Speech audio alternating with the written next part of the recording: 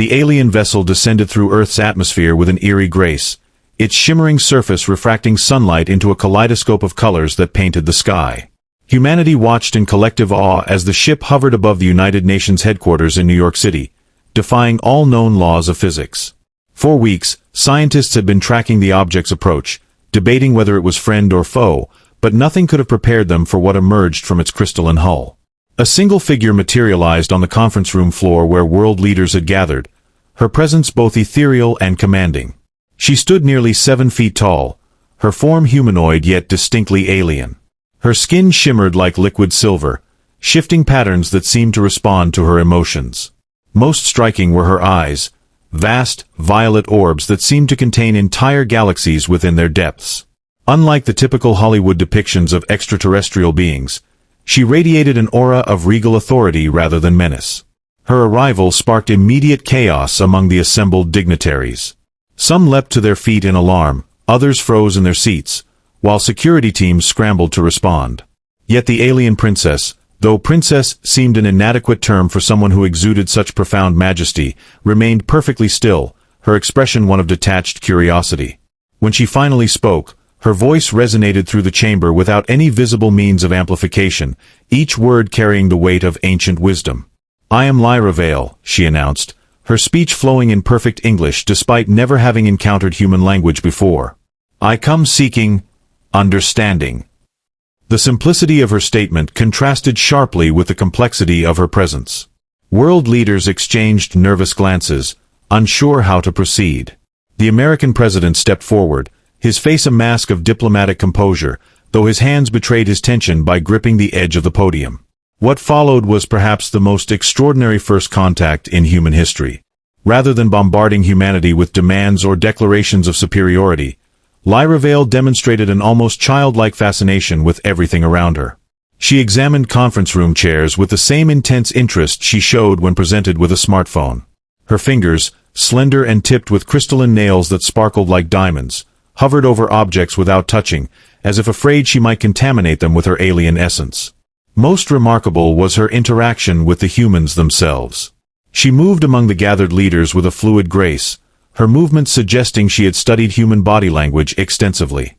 When the Chinese ambassador offered her tea, she accepted with a gesture that combined elements of a royal nod and something resembling gratitude.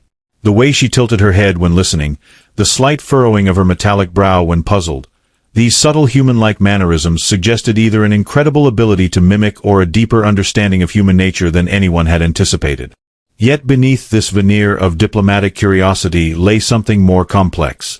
There was a sadness in her eyes when she observed the Earth's representatives, a melancholy that seemed to deepen whenever they mentioned concepts like borders, wars, or economic systems. Several times, she paused mid-conversation to gaze out the window at the city skyline, her expression unreadable but somehow filled with longing. It was as if she saw something in humanity's achievements that both fascinated and troubled her. The meeting stretched for hours, during which Lyra Veale absorbed information at an astonishing rate. She asked questions that ranged from basic, "Why do you consume food in this manner?" to profoundly philosophical inquiries about human concepts of love, death, and purpose. Each answer seemed to trigger new questions, creating a spiral of dialogue that left even the most seasoned diplomats mentally exhausted. By the time she requested to explore beyond the conference room, it was clear that this encounter would change humanity's understanding of itself, and perhaps its place in the universe, forever. Among the crowd of dignitaries and scientific advisors, Dr. Ethan Caldwell stood apart in his rumpled lab coat, his unshaven face betraying days of sleepless research. As the lead xenobiologist assigned to the alien contact team, he had spent countless hours preparing for this moment, poring over every scrap of data transmitted from Lyra Veale's ship. Yet nothing could have prepared him for the reality of standing mere feet from an actual extraterrestrial being, let alone one so captivatingly enigmatic. Their initial interaction came unexpectedly during a break in formal proceedings. While other delegates discussed protocol and security measures, Lyra Veale drifted toward the observation windows, her attention caught by a small potted plant sitting on a nearby table. Ethan found himself drawn to her side, his scientific curiosity overriding diplomatic caution. "That's a spider plant," he said, his voice trembling slightly. "They're quite resilient, capable of surviving in various environments." To his astonishment, Lyra Veale turned to him with genuine interest. "Resilient," she repeated, testing the word. "Like your species?" The question hung between them, heavy with implications neither fully understood. Over the next hour, they engaged in a conversation that transcended simple linguistic exchange. Ethan discovered that Lyra Veale possessed an intuitive grasp of biological concepts far beyond human comprehension, yet she approached them with the wonder of a child encountering science for the first time. Their dialogue shifted seamlessly between technical discussions of cellular structures and philosophical musings about life's fundamental nature. Ethan found himself explaining basic principles of evolution and genetics, only to have Lyra Veale counter with insights that challenged everything he thought he knew about biology. She spoke of life forms that existed across multiple dimensions simultaneously, of consciousness that manifested as pure energy rather than physical matter. Yet she listened intently when he described Earth's ecosystems, nodding appreciatively at explanations of photosynthesis and genetic variation. As their conversation deepened, subtle changes began to manifest in Lyra Veale's demeanor. Her previously rigid posture softened, and she started mirroring human gestures more naturally. During moments of particular insight, her metallic skin would ripple with iridescent patterns, as if her very being responded to intellectual stimulation. Ethan noticed how her vast violet eyes seemed to focus more intensely on him than on others, studying not just his words but his expressions, his body language, even the way his pulse quickened when she leaned closer to examine a diagram he'd sketched. The connection between them grew more pronounced when Lyra Veale asked about human reproduction. Ethan hesitated, aware of the sensitive nature of the topic, but her curiosity appeared purely scientific. As he explained the basics of human biology and sexual reproduction, something unexpected happened. Lyra Veale's skin patterns shifted to a warm, golden hue, and her eyes widened with what could only be described as wonder.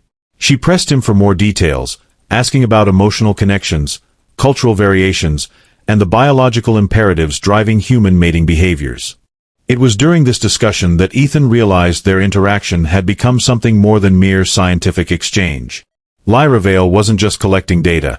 She was experiencing genuine fascination with human intimacy and connection.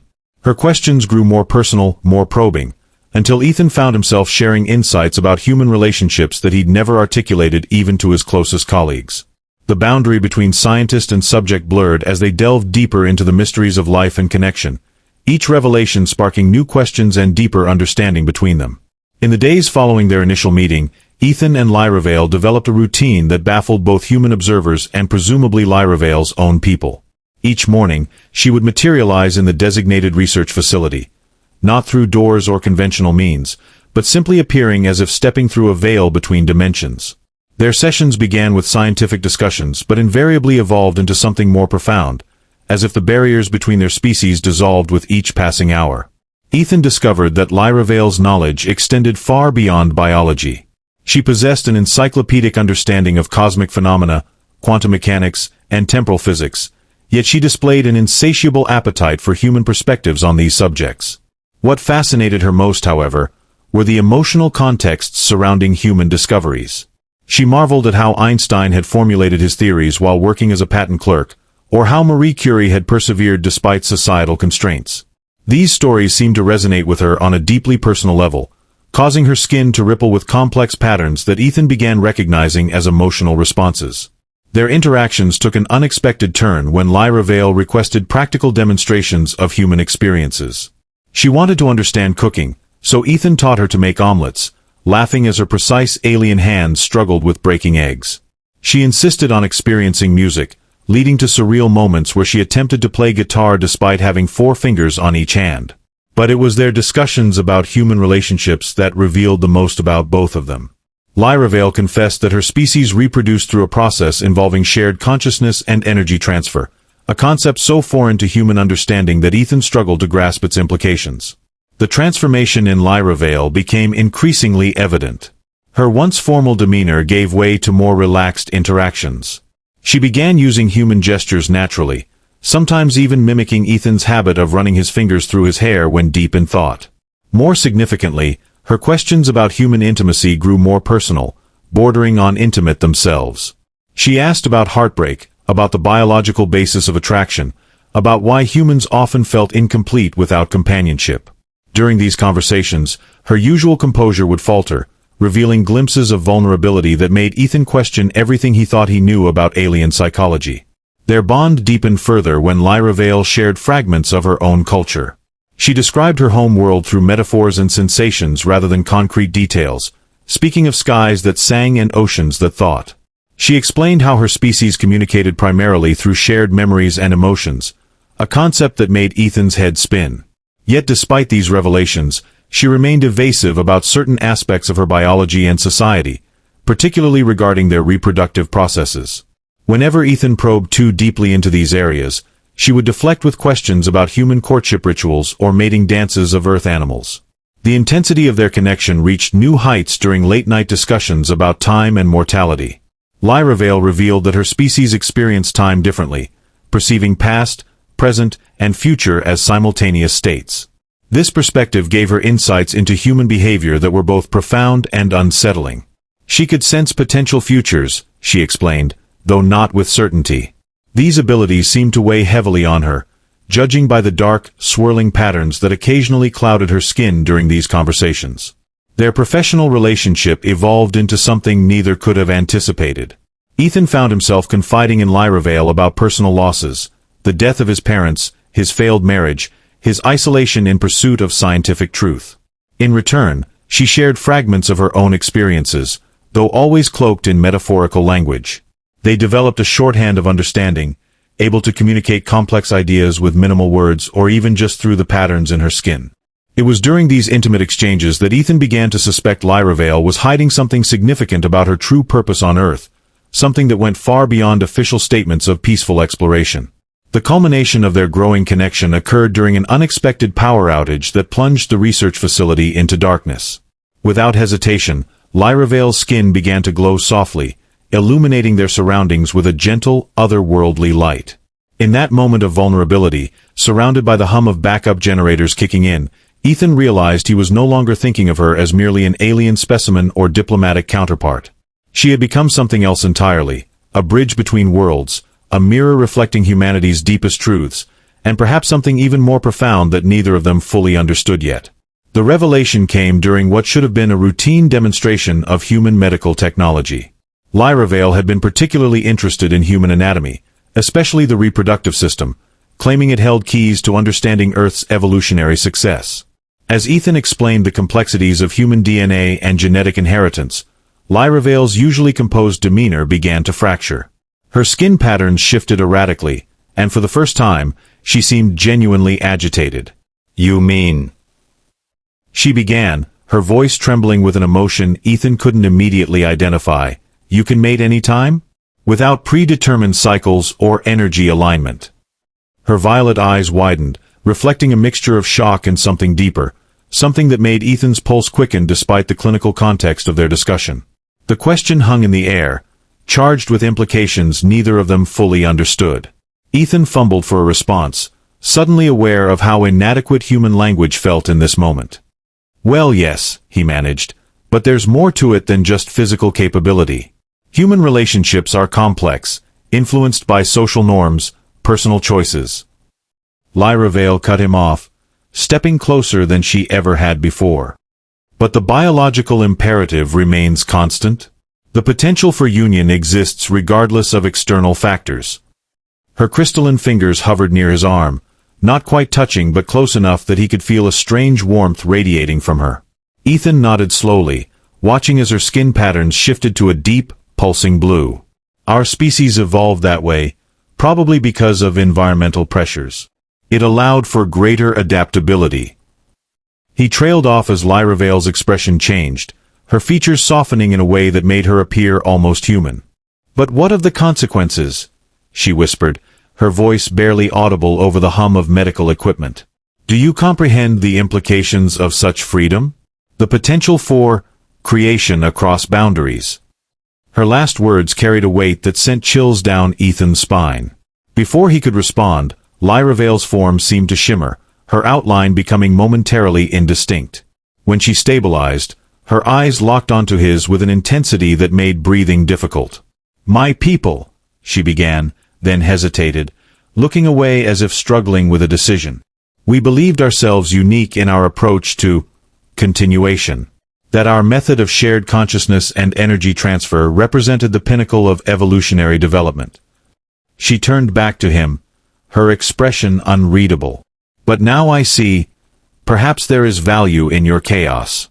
In your spontaneity. Her hand finally touched his arm, sending a jolt through his system that was equal parts electric and familiar.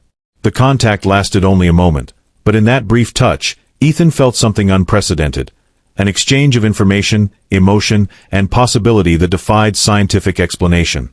The significance of her words began to sink in. If Lyra Veale's species mated through shared consciousness and energy transfer, and humans through physical union, what did her reaction imply about the potential for interaction between their species? Was she suggesting something beyond mere intellectual exchange? Her earlier question about human mating habits took on new meaning, hinting at possibilities that made Ethan's scientific mind reel. "You're saying," Ethan started, his voice hoarse, "that our biological differences might actually be complementary?" He couldn't bring himself to articulate the full implication of what he was thinking, but Lyra Veale's widening eyes suggested she understood perfectly. Instead of answering directly, she withdrew slightly, her skin pattern swirling with uncertainty. "I must consult my records," she said abruptly. "There are historical accounts that may provide context for this situation." With that cryptic statement, she vanished from the room, leaving Ethan staring at the empty space where she had stood moments before. The aftermath of Lyra Veale's disappearance left Ethan grappling with questions that transcended scientific inquiry. His mind kept returning to the moment of contact, to the way her touch had felt both alien and intimately familiar. He found himself replaying their conversation, analyzing every word, every subtle shift in her skin patterns for hidden meaning. The laboratory felt emptier than usual, not just because of her absence but because the space now vibrated with unspoken possibilities. Human observers had noticed the change in their dynamic. Colleagues who had once dismissed Ethan's close relationship with Lyra Veale as merely professional now watched him with knowing glances. The military advisors, who had maintained a discreet presence throughout their interactions, began asking pointed questions about the nature of their discussions. Even the world leaders who had initially welcomed Lyra Veale with cautious optimism now regarded Ethan with a mixture of suspicion and curiosity. More troubling were the reports coming in from global monitoring stations. Lyra Veale's ship, which had maintained a stable orbit since her arrival, had begun exhibiting unusual behavior. Its crystalline surface pulsed with irregular patterns, and sensor readings indicated fluctuations in energy output that defied explanation. Astrophysicists noted that these changes coincided precisely with Lyra Veale's periods of intense interaction with Ethan, particularly their last conversation about human reproduction. Ethan himself had become increasingly distracted, unable to focus on routine research tasks. His dreams were filled with images of shimmering alien landscapes and golden-skinned figures reaching out to him across impossible distances. During waking hours, he found himself unconsciously tracing the path of Lyra Veale's last movement through the laboratory, as if hoping to capture some residual essence of her presence. The scientific community's expectations weighed heavily on him, but it was the personal implications of their connection that truly unsettled him. Military personnel began treating Ethan differently, their formerly professional demeanor giving way to something approaching reverence, or perhaps fear. Security clearance protocols tightened around him, and he noticed encrypted communications increasing dramatically after each of his sessions with Lyra Veale. The CIA agent assigned to monitor their interactions, Agent Martinez, had taken to lingering after official meetings, asking casual questions about Ethan's background and psychological state that felt anything but casual. Perhaps most disturbing were the changes in Ethan's own physiology. His biometric readings showed elevated hormone levels and neural activity patterns that didn't match any known human responses. During medical examinations, doctors noted subtle alterations in his cellular structure, changes so minute they could easily be dismissed as measurement errors, except they persisted across multiple tests. When questioned, Ethan could only describe a growing sense of connection to something vast and incomprehensible, like tuning forks resonating with an unheard cosmic symphony. World governments reacted to these developments with increasing urgency. Emergency sessions of the United Nations Security Council focused on what was officially termed the Caldwell-Lyra Veale phenomenon, though unofficial channels referred to it more dramatically as first contact syndrome. Diplomatic tensions rose as nations debated whether Ethan's evolving relationship with Lyra Veale represented an unprecedented opportunity or an existential threat. Religious leaders worldwide issued statements ranging from declarations of divine intervention to warnings of demonic possession, while scientific institutions scrambled to develop theoretical frameworks that could explain the apparent biological and energetic changes occurring in both participants. The media frenzy reached fever pitch when classified documents leaked, revealing portions of Ethan and Lyra Veale's conversations about reproduction and interspecies compatibility. Speculation ran rampant about the implications of their discussions, with some outlets portraying it as a romantic alien-human love story while others warned of potential hybrid offspring that could threaten human purity. Conspiracy theories multiplied exponentially, connecting dots between ancient astronaut theories, government cover-ups, and recent astronomical anomalies. Through it all, Ethan maintained his daily routine, waiting for Lyra Veale's return while trying to make sense of the transformation overtaking him.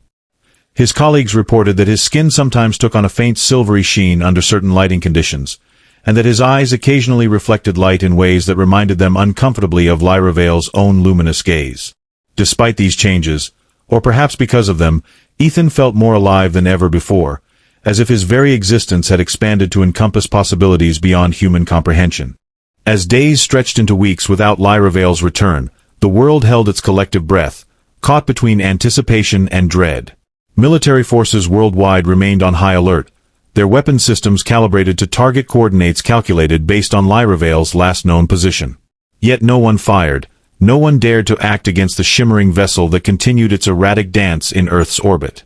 The ship's energy fluctuations grew more pronounced, creating aurora-like displays that illuminated night skies across the globe, as if nature itself responded to the tension between two species on the brink of something unprecedented.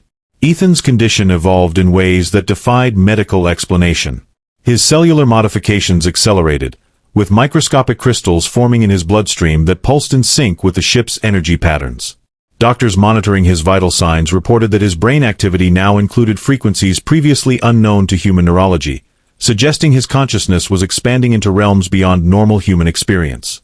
During moments of quiet reflection, Ethan claimed to hear whispers, faint, melodic sounds that seemed to carry meaning just beyond comprehension, like half-remembered words from a dream.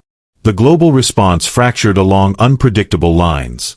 While some nations pushed for immediate military action, fearing Lyra Veale's intentions, others advocated for diplomatic solutions, citing Ethan's apparent transformation as evidence of peaceful interaction. Religious organizations splintered, with some embracing the phenomenon as divine intervention and others condemning it as unnatural. Scientists worldwide abandoned their regular research to focus on understanding the biological and energetic changes affecting Ethan, while philosophers debated the implications of consciousness expansion through interspecies contact. Agent Martinez's surveillance intensified, though his manner shifted from professional detachment to something approaching protective concern. He began accompanying Ethan everywhere, not as a guard but as a companion, sharing meals and engaging in long conversations about humanity's place in the universe. The CIA agent, once skeptical of Ethan's claims, now watched the skies with the same mixture of hope and trepidation that characterized Ethan's own gaze. Meanwhile, Earth's environment responded to the presence of Lyra Veale's ship in mysterious ways. Plant growth accelerated in regions directly beneath its flight path, producing crops with enhanced nutritional value and medicinal properties. Marine life exhibited unusual migration patterns, converging in areas where the ship's energy fields interacted with Earth's magnetic field. Meteorologists struggled to explain weather phenomena that defied established atmospheric science, including localized time dilation effects that caused clocks to run faster or slower depending on proximity to the vessel's projected position. Public reaction polarized society in unprecedented ways. Support groups formed for those claiming to experience similar symptoms to Ethan's, subtle physiological changes and heightened awareness, but verification proved impossible. Skeptics dismissed these claims as mass hysteria, while believers organized protests demanding unrestricted access to Lyra Veale's technology. Social media platforms overflowed with theories and speculation, creating echo chambers of fear and hope that spread across digital networks like wildfire. In this charged atmosphere, Ethan continued his solitary vigils, spending hours in the laboratory where he'd last seen Lyra Veale. He documented every change in his condition, every shift in his perception, though his notes grew increasingly abstract and poetic. The scientific precision of his early observations gave way to passages that read like mystical revelations, describing experiences that transcended conventional understanding of reality. His colleagues noted that his presence seemed to affect electronic equipment, causing instruments to malfunction or produce anomalous readings that mirrored those detected from Lyra Veale's ship. The military-industrial complex faced an unprecedented dilemma. Weapon systems designed to defend against extraterrestrial threats now seemed woefully inadequate against an opponent who operated on principles beyond human physics. Defense contractors scrambled to reverse-engineer the energy patterns emanating from the alien vessel, while intelligence agencies poured resources into decrypting transmissions between Lyra Veale and her ship, transmissions that increased in frequency and complexity with each passing day. As winter approached, bringing shorter days and longer nights, the world's attention remained fixed on the heavens. The northern lights danced with unprecedented vigor, their colors shifting to include hues never before documented. Astronomers reported unusual stellar activity in constellations aligned with Lyra Veale's point of origin, while seismologists detected subtle vibrations in Earth's crust that corresponded to the ship's orbital pattern. The planet itself seemed to resonate with anticipation, its natural rhythms altered by the presence of something fundamentally alien yet profoundly connected to terrestrial life. Through it all, Ethan remained the focal point of this cosmic drama, his body and mind serving as the interface between two species on the threshold of discovery. His dreams grew more vivid, populated by visions of crystalline structures and flowing energy patterns that seemed to encode messages in languages beyond human articulation. When awake, he found himself instinctively responding to stimuli that others couldn't perceive: changes in air pressure, variations in electromagnetic fields, shifts in gravitational orientation that defied known physical laws. The situation reached a critical juncture when Ethan's transformation accelerated dramatically. His skin began to shimmer continuously, not just under specific lighting conditions, and his eyes permanently adopted a violet hue that echoed Lyra Veale's own. Medical examinations revealed that his cellular structure was now partially crystalline, with energy pathways forming intricate networks throughout his body. These changes brought both enhanced capabilities and debilitating side effects. Moments of superhuman awareness alternated with periods of disorientation so severe that he required assistance to move. Agent Martinez, now functioning more as a guardian than a monitor, observed these developments with growing concern. He arranged for Ethan to receive round-the-clock medical care while maintaining strict secrecy about his condition. The few researchers permitted access to Ethan's case reported phenomena that challenged every known principle of biology and physics. Instruments measuring his vital signs registered readings that fluctuated wildly, sometimes indicating death-like states followed by bursts of hyperactivity that strained the limits of human endurance. Public awareness of Ethan's transformation created a social crisis.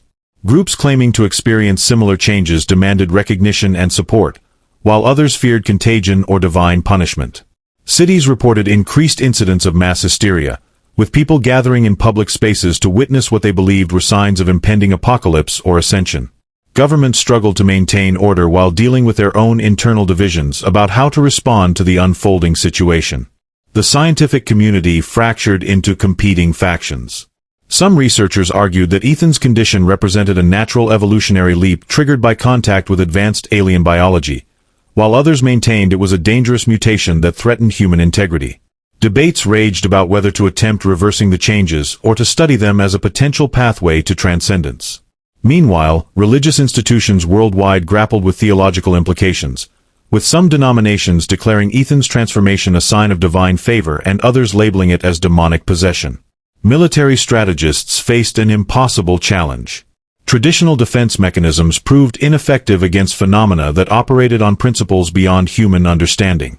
The alien vessel's energy fields interfered with satellite communications and disrupted global positioning systems, creating chaos in transportation networks and financial markets. Attempts to establish direct communication with the ship met with limited success, as its responses defied interpretation and seemed to evolve in complexity with each interaction. Environmental changes accelerated, with ecosystems worldwide showing signs of adaptation to the alien presence. Crops mutated spontaneously, producing varieties with enhanced resistance to disease and climate extremes. Animal populations exhibited behavioral changes that suggested heightened awareness or intelligence, while geological formations in certain regions began emitting low-level radiation that matched the ship's energy signature. These transformations raised urgent questions about the long-term impact of sustained alien influence on Earth's biosphere. Amid this global upheaval, Ethan's consciousness expanded to encompass experiences beyond individual identity.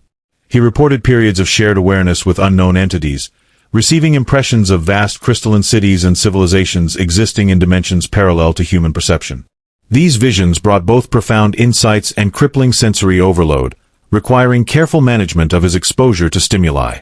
The line between subjective experience and objective reality blurred, making it increasingly difficult to determine what was happening within Ethan and what was occurring on a larger scale.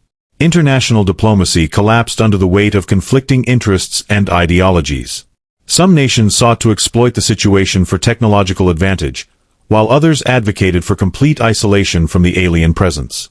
Treaties and alliances formed and dissolved with alarming speed as governments struggled to balance national security concerns with humanitarian obligations. The United Nations found itself paralyzed by indecision, unable to forge consensus on how to address a crisis that transcended traditional categories of conflict and cooperation. As the anniversary of Lyra Veale's arrival approached, the world braced for an outcome that remained stubbornly unpredictable. Energy readings from the alien vessel reached unprecedented levels, causing widespread disruption to Earth's electromagnetic field. Weather patterns became increasingly erratic, with storms manifesting characteristics never before documented. Seismic activity intensified in regions aligned with the ship's projected trajectory, raising fears of catastrophic geological events. Through it all, Ethan remained both participant and observer in a drama that would redefine humanity's understanding of itself and its place in the universe. Lyra Veale returned on the anniversary of her arrival, her form radiating an otherworldly brilliance. "Ethan," she said softly, "you've begun to resonate with my people's frequency. You are no longer just human. You are a bridge." Her words sent shockwaves through him as he realized his transformation was intentional, a rare cosmic compatibility between their species. The global chaos peaked as Lyra Veale's ship descended, not in menace but in revelation. She broadcast a message to all of humanity. Her kind had long sought partners capable of joining their consciousness network, a symbiosis that could elevate both species.